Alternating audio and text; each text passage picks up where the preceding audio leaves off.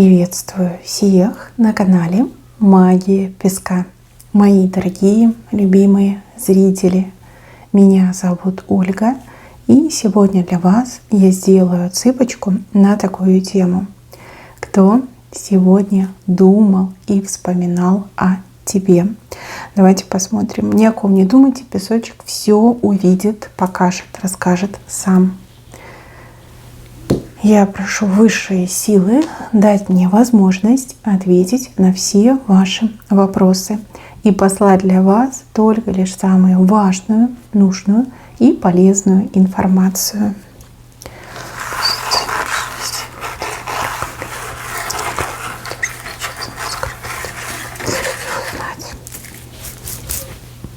Отсыпочка готова. Ох, как жарко. Стало жарко. Тот, кто о вас думал, тот, кто вас представлял, мечтал, безумно вас желает. Просто безумно. Здесь какая-то вот нездоровая, сексуальная, извините за слово, одержимость вами. То ли настроение у человека такое было, то ли потому, что вы ему как недоступны, да, то ли соскучился безумно. Но все-таки это общая отсыпка. Я не могу вам более детально сказать, но здесь безумная страсть, безумное желание, там и мечтал, и представлял, и по-всякому, и в разных местах, и ой, прям неприлично про это говорить, ну, мужчина, наверное, еще и волю рукам дал. Да, я так прямо вижу, как вы скривились. Какой-то очень-очень одержимый вами человек, мужчина. Желает, скучает, мечтает. Но если бы вы где-то были рядом, я думаю, он бы сорвался и прибежал бы, украл бы вас. И как бы, да, порадовал. Ну, не знаю, как бы тут одна страсть. Просто безумная страсть, безумные желания. Я же говорю, огонь, прям жарко от этой отсыпки. Вот. Видите? Как все тут. Ах, проказник мужчина. Проказник мужчина. Так, ну, смотрите. Понятно, что, да, общее гадание, общая отсыпка. Вы для этого мужчины как солнце. Вот когда он вас видит, он прям оживает, он счастливый, у него там прям улыбка. Он прям чувствует, да, жизнь на вкус. Когда вас нет, все, у него перед глазами черный крест, тучи, он такой: все, я пропал, мне ничего не надо, я ничего не хочу, там мир холодный, я одинокий. Возможно, этот мужчина, он как влюбленный в вас, да, тайно влюбленный мужчина. Возможно, это ваш муж, который сейчас там на работе сидит, о вас мечтает, либо где-то в командировочке находится и переживает очень сильно, понятно, соскучился, мечтает. А возможно, это и бывший мужчина, да, потому что все-таки сочетание тучи и кольцо может говорить о том, что он бывший. Знаете, как развелся и судьбу себе сломал. Ну, как он это видит, да? Потому что вы ушли, и солнце с собой забрали.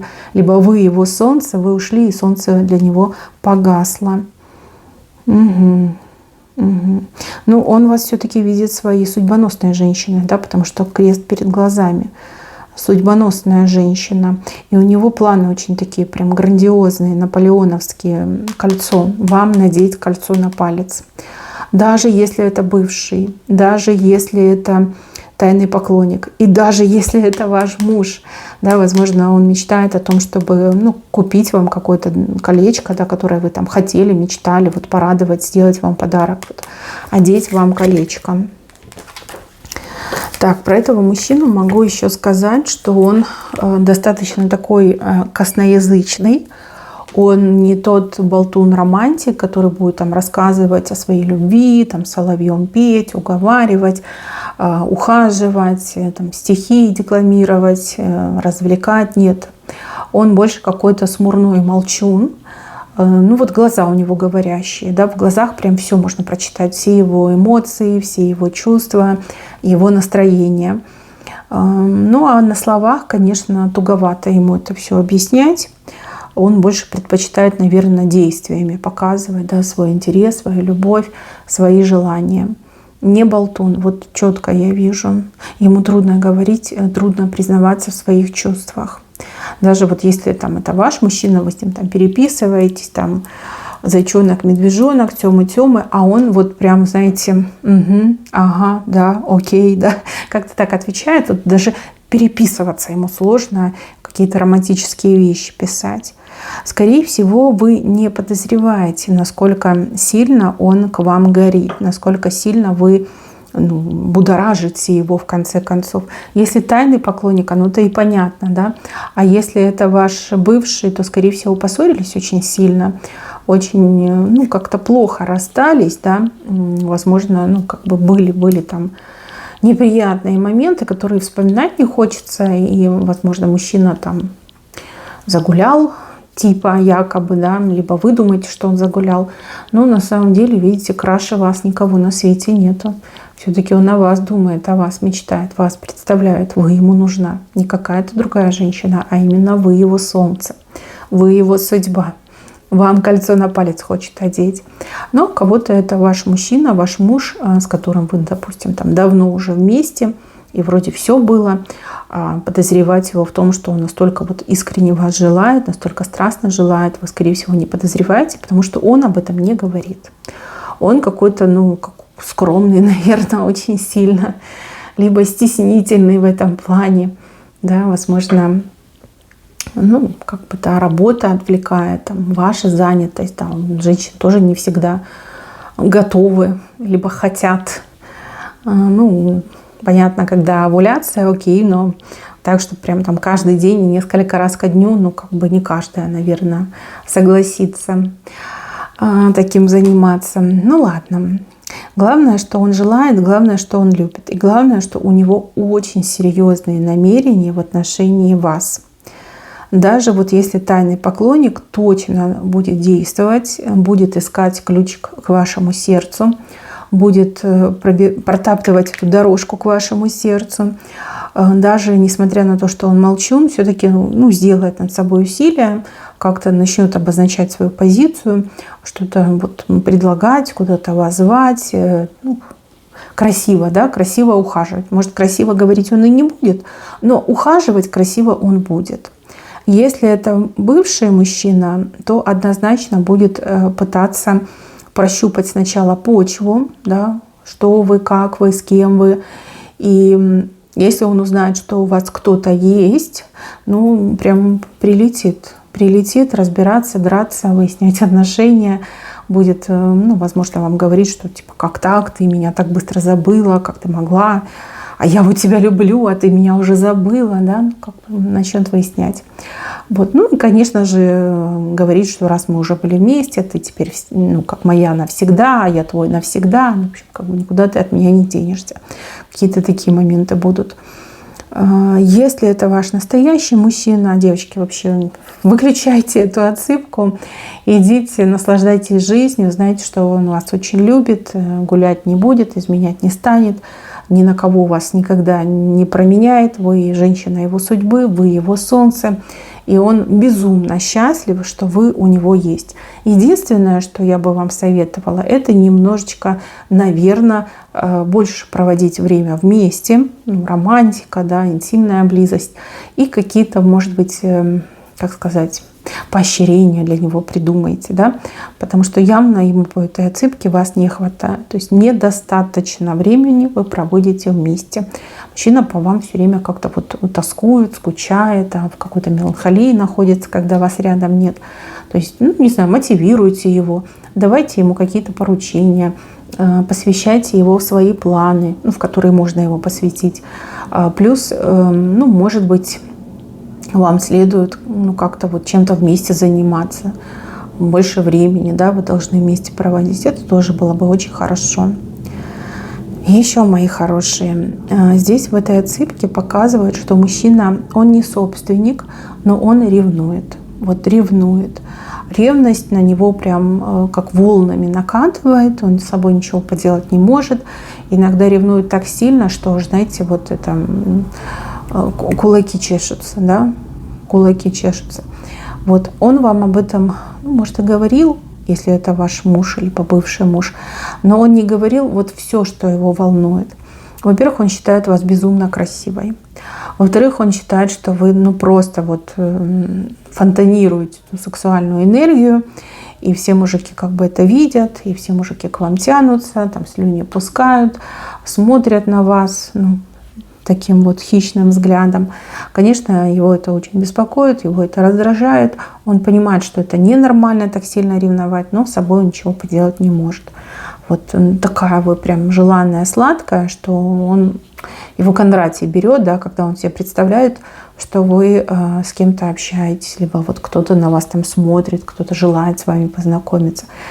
Как бы если ваш мужчина, то, наверное, лучше это все проговаривать, а лучше, наверное, отвести его к специалисту, пусть специалист с ним поработает, научит его справляться со своими эмоциями, глядишь, и мужчина разговорчивее станет, да, и отношения у вас улучшатся, по крайней мере, ему легче станет, потому что он испытывает колоссальное напряжение, психоэмоциональное напряжение, когда он начинает вас ревновать.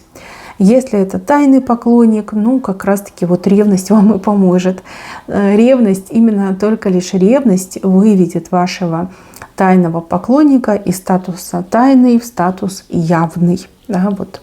Не сможет он, скажем так, смириться с тем, что вы другому мужчине достанетесь, да, либо там другой мужчина за вами будет ухаживать. Помимо ревности еще могу сказать, что у мужчины какая-то непростая жизнь, он постоянно как-то что-то откладывает. Может быть, он откладывает деньги, может быть, он откладывает осуществление своих желаний, может быть, он как-то не делает то, чем бы он хотел заниматься, да, на потом откладывает. И также вижу, что у мужчины есть некая поклонница, назовем это так, какая-то барышня на него глаз положила, возможно, да. Даже если это ваш муж, то кому-то очень нравится ваш муж. И кто-то очень не против, да, с этим мужчиной вашим проводить время. Но мужчине та женщина совершенно до лампочки. Я бы даже больше сказала, он не видит в ней женщину, он видит женщину только лишь вас. И та подруга зря старается. Зря старается. Что бы она там ни делала, не предпринимала, даже вот голая будет ходить, он просто этого не заметит. Скажет, и что? И что? Какая разница, да? Вот вообще неинтересна ему эта женщина. Если вы думаете, что там ваш бывший уже с кем-то там туда-сюда, на самом деле это был, скорее всего, как вызов для вас. Типа ему было обидно, что вы расстались, и он такой, сейчас я ей покажу, что я там супер востребованный, да, что я вот сразу себе женщину нашел, я туда, я сюда, да. Это как показуха, да, могла быть.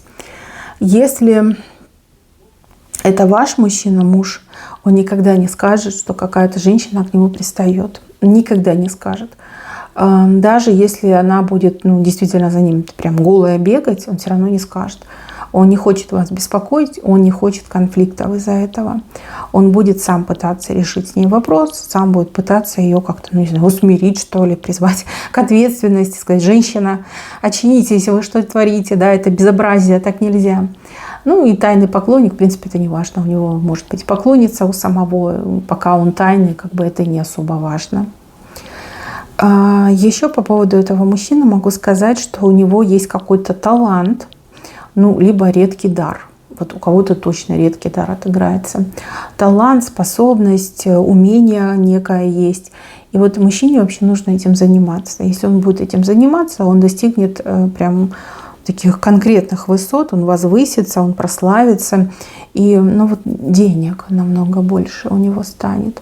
Возможно, ваш муж, он что-то любит делать, да, и не стоит ему это запрещать, либо наоборот нужно это поощрять. Если это бывший, не знаю, может и без вас справится, может с вами потом в будущем, да, если помиритесь. Тайный поклонник, когда познакомитесь, поймете, в чем его дар, в чем талант, и просто скажите ему, что вам это нравится, занимайся, я только лишь приветствую твой дар, твой талант, либо твои суперспособности. Еще, вообще в целом вы женщина очень красивая, вы очень многим нравитесь.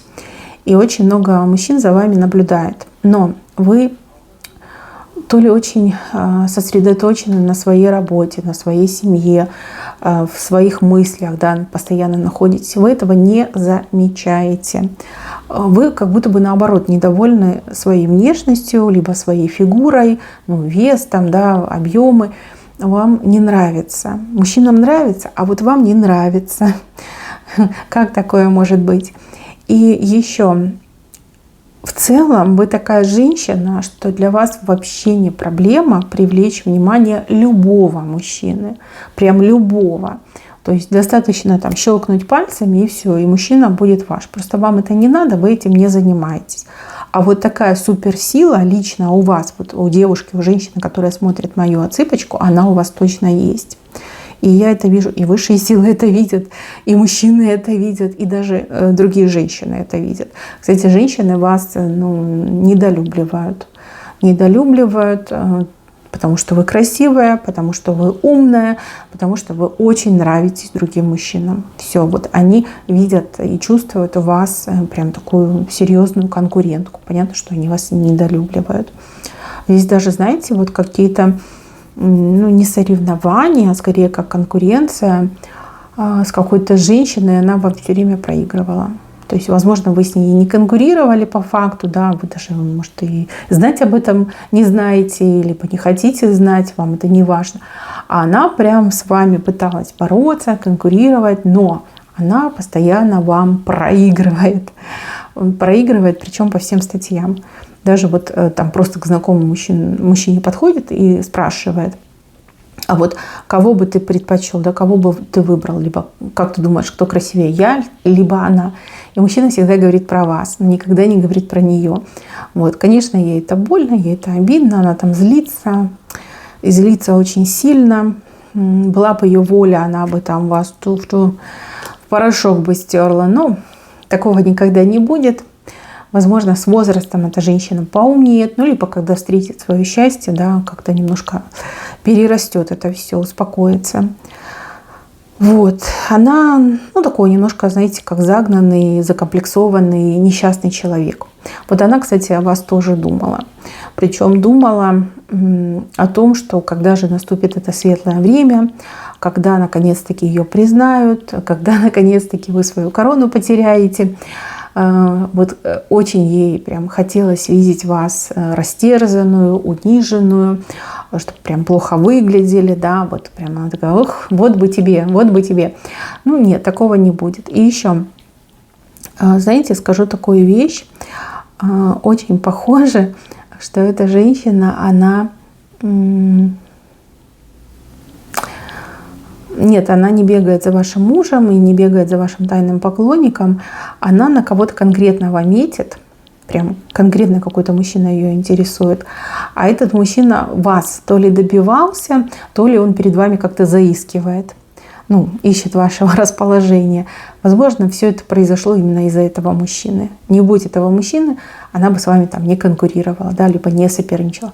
Может, это когда-то было давным-давно, там, в далекие годы. Вот. И так оно как-то исторически случилось, да, и повелось, да, по жизни. Когда она будет счастлива в любви, она от вас полностью отстанет. Что же касается вас, мои дорогие девушки, во-первых, вы просто обречены быть в паре, в семье. Нет такой судьбы, что вы прям одна. Нет, может быть такое время, что вы одна, потому что вы меняетесь, вы растете, вы трансформируетесь. Иногда мужчины в этом очень сильно мешают, либо оттягивают вниз. Вот. А в целом вы рождены для того, чтобы быть в паре, в семье, в паре. И вот ваша жизнь, она ведь к этому идет. У кого-то уже пара, а кто-то только лишь к этому идет. И вы знаете, здесь союз очень счастливый показан, который небеса будут защищать. Вот именно к этому вы идете и 100% к этому придете. Мои дорогие, на этом все. Берегите себя. Всем спасибо за внимание. Всем пока-пока.